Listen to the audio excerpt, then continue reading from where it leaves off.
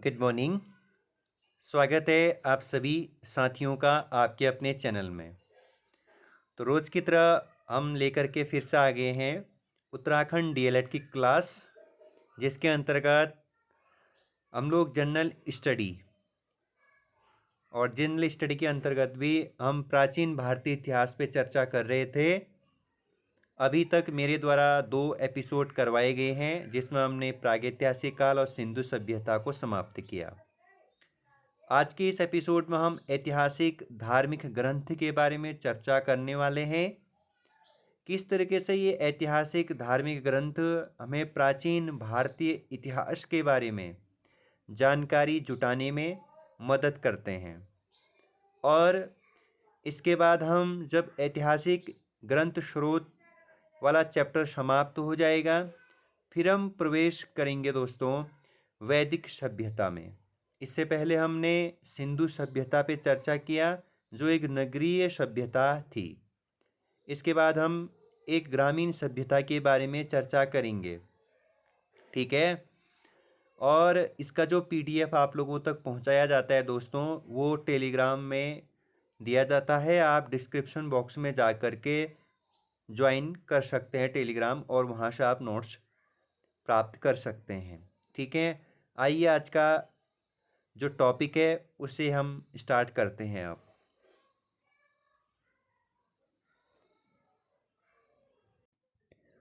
ऐतिहासिक धर्म ग्रंथ के अंतर्गत सबसे पहले हम वेद के बारे में चर्चा करने वाले हैं। किसके बारे में? वेद। वेद किसे कहते हैं, या वेद से आप क्या समझते हैं?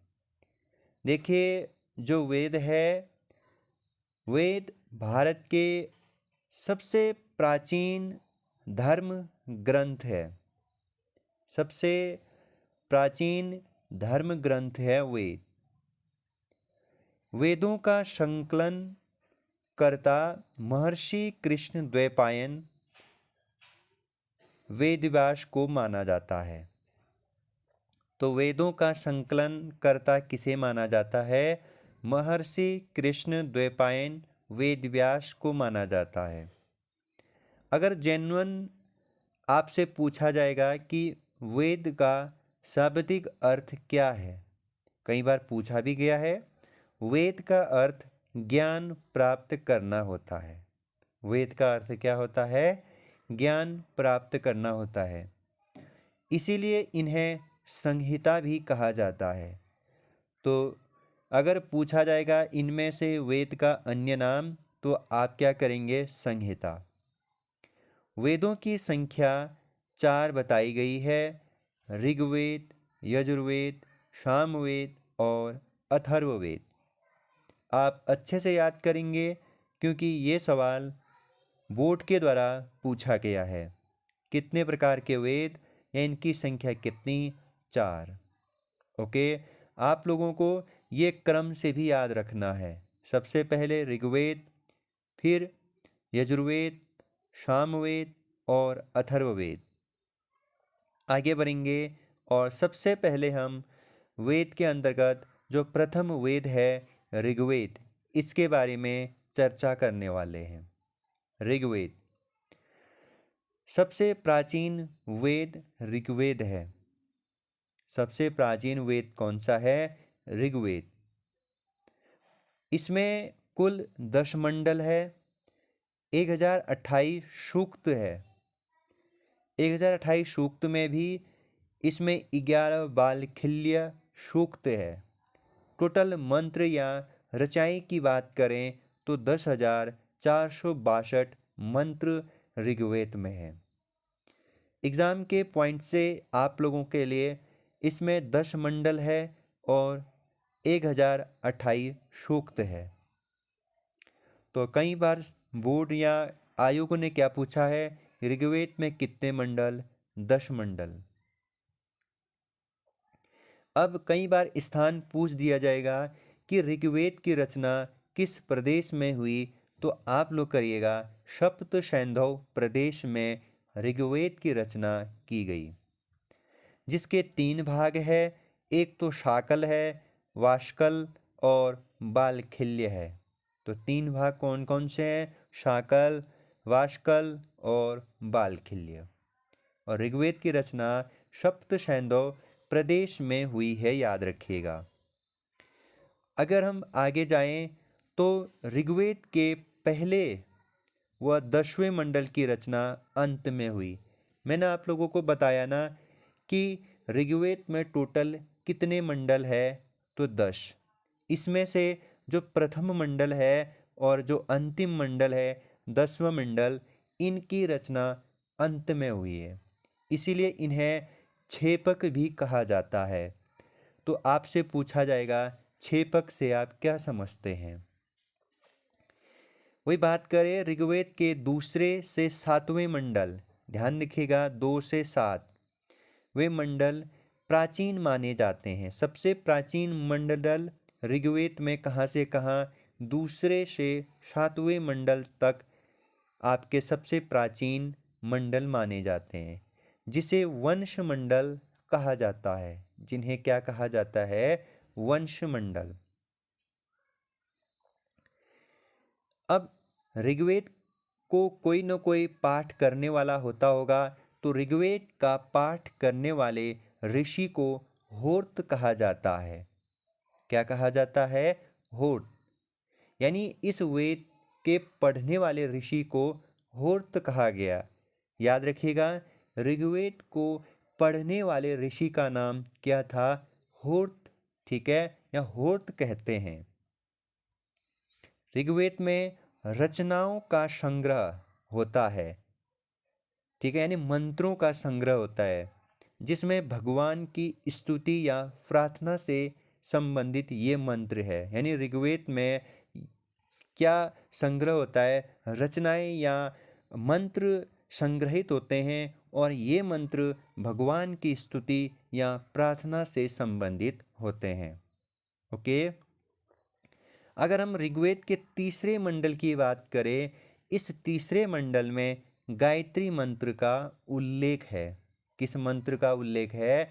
गायत्री मंत्र का उल्लेख है, जो सावित्री देवता को समर्पित है। तो आपसे पूछा क्या जाएगा, जो 3 मंडल में गायत्री मंत्र का उल्लेख है वो किस देवता को समर्पित है? सावित्री देवता को समर्पित है, जिसकी रचना महर्षि विश्वामित्र ने की। आपसे बहुत बढ़िया सवाल पूछ देगा आयोग कि 3 मंडल की रचना किसने की? महर्षि विश्वामित्र ने की। ठीक है, यहीं पर सूर्य देवता यानी सावित्री देवता भी क्या है? ये सावित्री देवता आपका क्या कहलाएगा? सूर्य देवता, याद रखिएगा। ठीक है, अब हम जब आगे जाएंगे तो ऋग्वेद के 10वें मंडल में पुरुष सूक्त यानी 4 वर्णों का प्रयोग हुआ है। ये महत्वपूर्ण प्रश्न है कि ऋग्वेद के किस मंडल में चतुवर्ण, कई बार सवाल इस तरीके से पूछ देगा, चतुवर्ण, चतुवर्णीय जो व्यवस्था है इसकी चर्चा किस मंडल में है? तो 10वें मंडल में है, जिसे पुरुष सूक्त यानी ब्राह्मण, क्षत्रिय, वैश्य और शूद्र की चर्चा है या उल्लेख है। ठीक है, वही बात करें ऋग्वेद का 9वां मंडल। ऋग्वेद का जो 9वां मंडल है वो भगवान देवता सोम देवता को समर्पित है। जो ऋग्वेद में 9वां मंडल है वो किस देवता को समर्पित है? तो सोम देवता को समर्पित है। 8वें मंडल में हस्तलिखित रचना या मंत्रों को उल्लेख है, जिसे खिल कहा जाता है। तो याद रखिएगा। ठीक है, अब थोड़ा सा आगे बढ़ते हैं हम लोग। ठीक है, ऋग्वेद में ही है अभी, और जो प्रथम वेद है। ऋग्वेद में 10 राज्य युद्ध का जिक्र मिलता है। 10 राज्य युद्ध क्या था? जो आर्यों व अनार्यों के बीच हुआ युद्ध था, और जिसमें आर्यों के प्रसिद्ध जो भरत कबीले का शासक था सुदास विजयी हुआ था। तो 10 राज्य युद्ध में कौन सा कबीले का शासक विजयी हुआ था? तो भरत कबीले का शासक सुदास विजयी हुआ था इसे आप याद रखेंगे। 10 राज्य युद्ध की का जिक्र किस वेद में मिलता है? तो ऋग्वेद में मिलता है, आप इसे भी याद रखेंगे।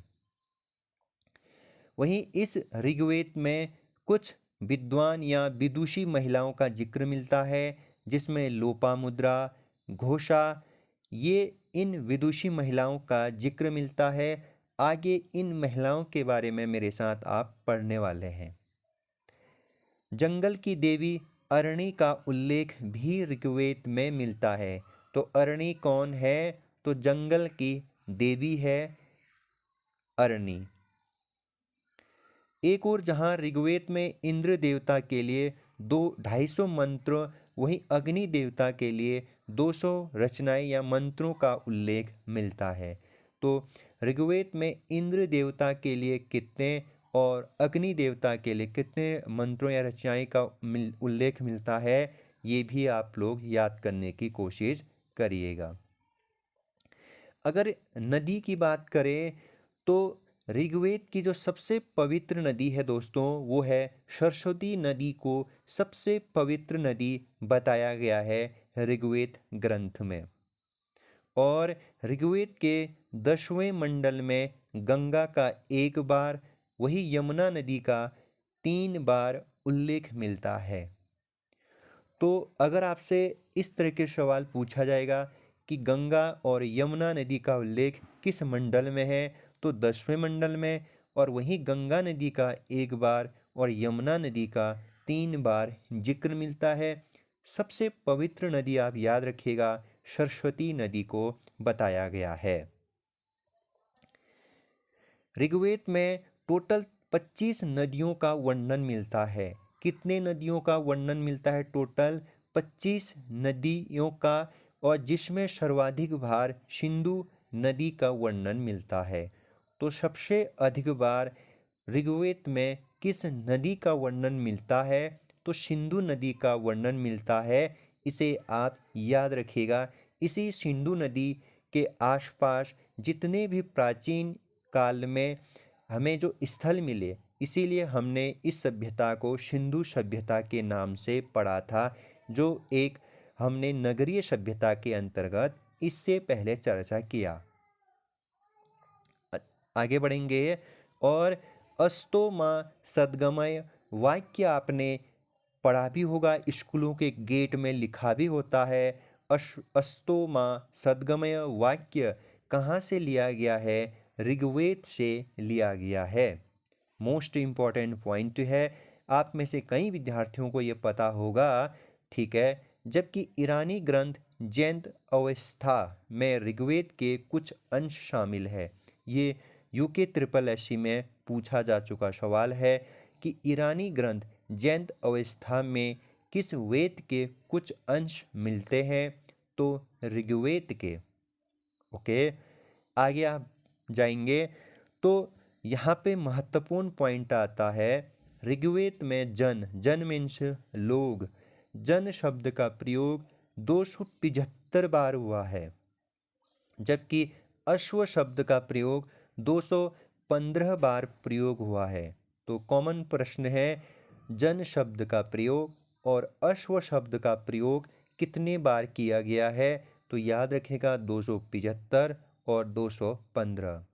ऋग्वेद में निम्न शब्दों का प्रयोग मिलता है: पिता, माता, गाय, विष्णु, गण, कृषि, वर्ण, सेना, ग्राम, राष्ट्र, रुद्र, राजा, पृथ्वी, बृहस्पति, इन शब्दों का प्रयोग मिलता है ऋग्वेद में।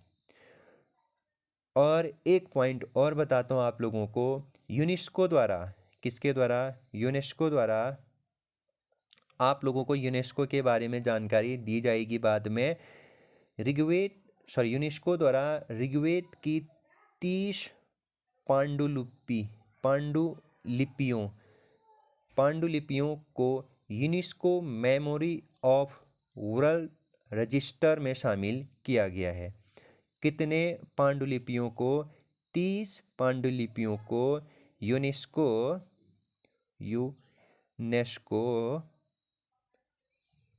Memory of of world register में शामिल किया गया है। ये पॉइंट इसमें ऐड ऑन नहीं किया गया है, तो आप इसे ऐड ऑन कर सकते हैं। वैसे याद हो गया होगा। अब हम दूसरे वेद पे जाएंगे, और जो दूसरा वेद है वो है आपका यजुर्वेद। यहाँ पे सामवेद हो रखा है, तो हम एक बार ना यजुर्वेद पे जाते हैं, फिर ऊपर आएंगे, ठीक है। चलो सामवेद से स्टार्ट करते हैं, कोई बात नहीं, फिर क्रम गड़बड़ा देंगे हम। द्वितीय वेद सामवेद। सामवेद का संबंध गायन से है। सामवेद का संबंध किससे है? गायन। यहाँ पे शाम है, जो ये शाम, शाम का अर्थ गान से होता है।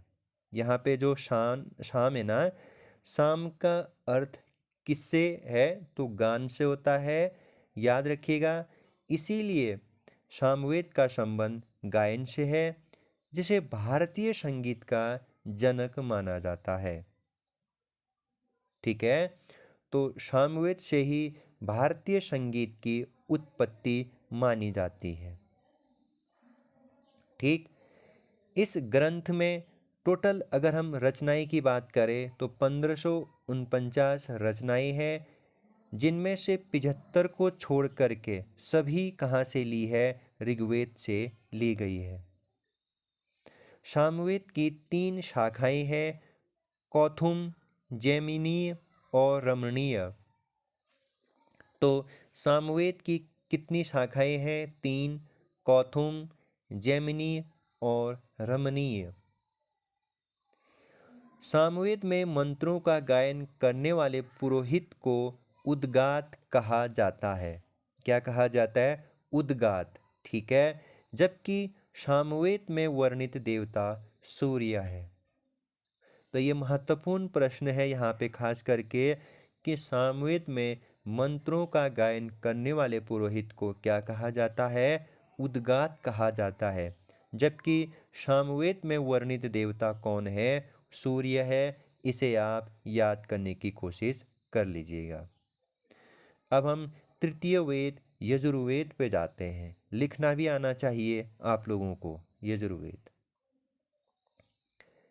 अब यजुर्वेद की अगर हम बात करें, इसमें क्या है कि जो यज्ञ होते हैं, यज्ञों के नियम या विधानों का संकलन है। जो यज्ञ के नियम होते हैं और जो कर्मकांड होते हैं, इसीलिए इस वेद को कर्मकांडीय वेद भी कहा जाता है। क्या कहा जाता है? कर्म कांडीय वेद नाम से भी यजुर्वेद को बोला जाता है। यजुर्वेद अनुष्ठानों व कर्मकांडों में प्रयुक्त होने वाले मंत्रों का संकलन है, या संकलन है इस वेद में। एक ऐसा वेद जो गद्य व पद्य दोनों में रचित है। गद्य में से गद्यांश, पद्य में से जो पद्य दिए जाते हैं। आपने अलंकार पढ़े भी होंगे, नहीं तो क्लास 10th में आपने कबीरदास जी के पद्य भी पढ़े होंगे। तो ऐसा वेद जो गद्य व पद्य दोनों में रचित है, वो है यजुर्वेद। यजुर्वेद 2 भागों में विभाजित है, कृष्ण यजुर्वेद व शुक्ल यजुर्वेद। तो किस वेद के 2 भाग है, कृष्ण यजुर्वेद व शुक्ल यजुर्वेद? तो वो है यजुर्वेद के। कृष्ण यजुर्वेद की रचना गद्य व शुक्ल यजुर्वेद की रचना पद्य में हुई है। जो मैंने क्या कहा, जो आपके ऊपर पे कृष्ण यजुर्वेद दिया है, उसकी रचना किस में हुई है? गद्य में हुई है। ठीक है, वही शुक्ल यजुर्वेद की रचना पद्य में हुई है। स से श्लोक ऐसे याद रखिएगा, स से श्लोक, श्लोक जो होता है पद्य शैली में। ठीक है, कृष्ण यजुर्वेद की 4 शाखाएं हैं। कृष्ण यजुर्वेद की कितनी शाखाएं हैं? 4, याद कर लीजिए। जिसके अंतर्गत काठक, मैत्री, कपिस्टल व तैत्रीय। वैसे एग्जामिनर आज तक ये सवाल एग्जामिनर ने नहीं पूछा है, तो फिर भी कृष्ण यजुर्वेद की कितनी शाखाएं? 4, काठक, मैत्रेय, कपिस्टल व तैत्रेय। वहीं अगर हम शुक्ल यजुर्वेद की बात करें, जबकि शुक्ल यजुर्वेद को वात्स्ययी संहिता भी कहा जाता है। ये सवाल तो पूछा है कि वात्स्ययी संहिता नाम से किसे जाना जाता है? शुक्ल यजुर्वेद को। ठीक है। अब हम यजुर्वेद में मंत्रों का उच्चारण करने वाले को क्या कहा जाता है? अथर्वयु कहा जाता है। ये प्रश्न बहुत इंपॉर्टेंट है, इसीलिए आप लोग इसे वेरी इंपॉर्टेंट लगा लीजिएगा। ठीक है, कि यजुर्वेद में मंत्रों का उच्चारण करने वाले को किस नाम से जाना गया है? तो अथर्वयु नाम। ठीक है। यजुर्वेद में हाथियों के पालने का उल्लेख मिलता है। किस वेद में हाथियों के पालने का उल्लेख मिलता है? तो यजुर्वेद में मिलता है। ठीक है, ये भी प्रश्न आप लोगों को याद रखना है। वहीं कृषि व सिंचाई की बात करें तो यजुर्वेद में कृषि व सिंचाई का जिक्र भी मिलता है दोस्तों, जिसमें चावल के लिए व्रीहि शब्द का प्रयोग हुआ है। बहुत बढ़िया प्रश्न है। आयोग के साथ साथ कई सारी जो परीक्षाई एजेंसी है ये सवाल बना चुके हैं कि व्रीहि शब्द का प्रयोग निम्न में से किसके लिए हुआ है? तो चावल के लिए हुआ है। ओके, देखो अब हम चतुर्थ वेद में पहुंच चुके हैं, अथर्ववेद। लिखना भी आना चाहिए हाँ आप लोगों को, ये इस तरीके से लिखा जाता है, अथर्ववेद। अब एक ऐसा वेद जिसकी रचना तीनों वेदों के बाद में यानी अंत में हुई है। अथर्ववेद सबसे नवीनतम वेद माना जाता है, जिसकी रचना अथर्व और अंगरीष ऋषि किसके द्वारा? अंगरीष ऋषि द्वारा की गई। तो अथर्ववेद की रचना अथर्व तथा अंगरीष ऋषि द्वारा की गई। इसीलिए इसे कई जगह आप नाम पढ़ते होंगे, अथर्वाग्रीष वेद नाम से भी जाना जाता है। तो ये आप याद रखिएगा कि किस वेद को अथर्वाग्रीष वेद भी कहा जाता है। वहीं अगर हम अथर्ववेद का संबंध की बात करें, जो तंत्र मंत्र और जादू टोना जानते हैं ये वेद उसको समर्पित या उससे संबंधित है। इसमें रोग निवारण की औषधियों का जिक्र भी मिलता है।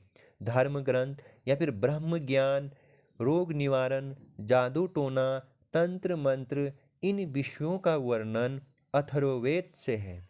ये सवाल बहुत इम्पोर्टेंट है।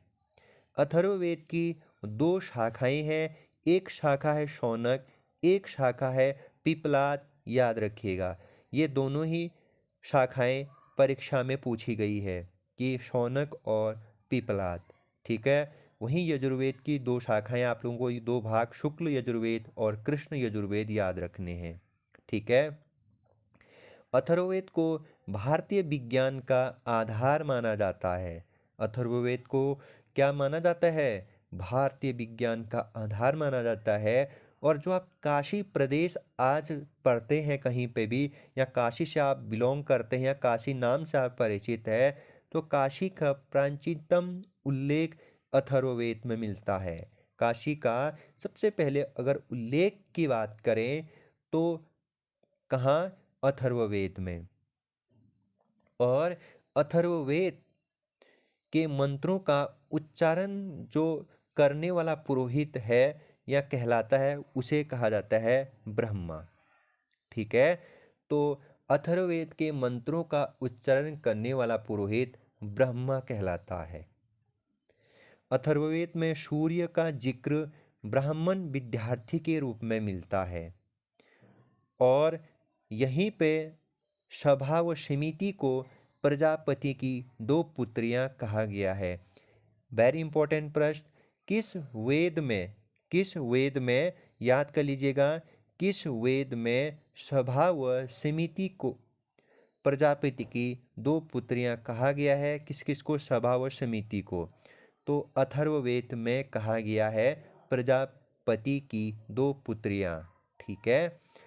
तो इन चारों वेदों को संहिता कहा जाता है। एक अलग सा नोट डाउन, आप अलग से इसे नोट कर लीजिएगा कि संहिता किसे कहा जाता है। इन चार वेदों को ही संहिता कहा जाता है। जो चार वेद हमने पढ़े अभी, कौन कौन से? हमने ऋग्वेद पढ़े, सामवेद, यजुर्वेद और अथर्ववेद। इन चारों वेदों को संहिता कहा जाता है, ठीक है। और आप लोग याद करने की कोशिश कर लीजिएगा, खास करके, ठीक है। इनके जो पुरोहित है, जैसे हमने ऋग्वेद की जो पुरोहित पढ़ा, क्या पढ़ा हमने बताइए? बिल्कुल, होर्थ, ठीक है। इसके बाद हमने जो यजुर्वेद का पढ़ा, वो पढ़ा हमने यजुर्वेद का, यजुर का हमने पढ़ा अधर्वणीय, ठीक है, यू आ जाता है। और सामवेद का पढ़ा सा, अब गा, तो उद्गात करना। और जो अथर्ववेद का हमने पढ़ा, वो क्या पढ़ा? ब्रह्मा पढ़ा, ठीक है। तो ये आप लोगों को याद रखना है। अब हम प्राचीन इतिहास की संवत व तिथियों के बारे में चर्चा करते हैं एक बार, ठीक है। कुछ महत्वपूर्ण ऐसे संवत है, तिथियां हैं जो जबकि ये इतिहास में बार बार पूछे जाते हैं।